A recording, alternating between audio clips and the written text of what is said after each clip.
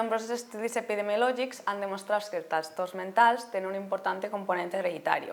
Per això, conèixer el risc que té els fills de pares afectats és essencial per a desenvolupar mesures de prevenció, així com d'assessorament genètic. Amb l'objectiu d'obtenir una síntesi completa d'aquest risc que contribueix a millorar les mesures de prevenció, hem realitzat un metaanàlisi investigant la probabilitat que tenen els fills de pares afectats de desenvolupar els mateixos trastorns mentals, així com d'altres problemes de salut mental. Després d'analitzar dades corresponents a més de 3 milions de fills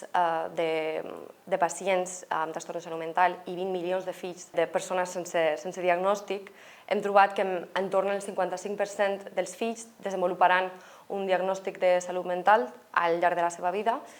i que aquest risc és 3 vegades major pels fills de pacients de desenvolupar el mateix trastorn que els seus pares, que aquest risc augmenta fins a 8 vegades més en el cas del TDAH o fins a 5 vegades més en el cas de la psicosi,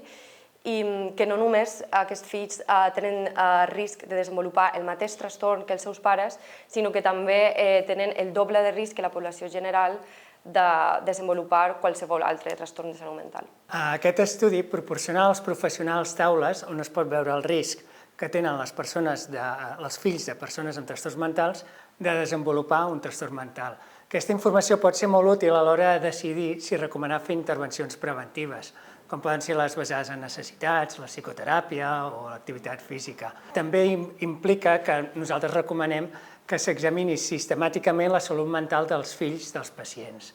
Per altra banda, com hem vist, hem trobat que l'augment de risc de patir un trastorn mental no és només sobre el mateix trastorn mental, sinó sobre altres trastorns mentals. I això implica que les intervencions preventives no haurien d'estar enfocades a un sol trastorn, sinó a abarcar diferents diagnòstics.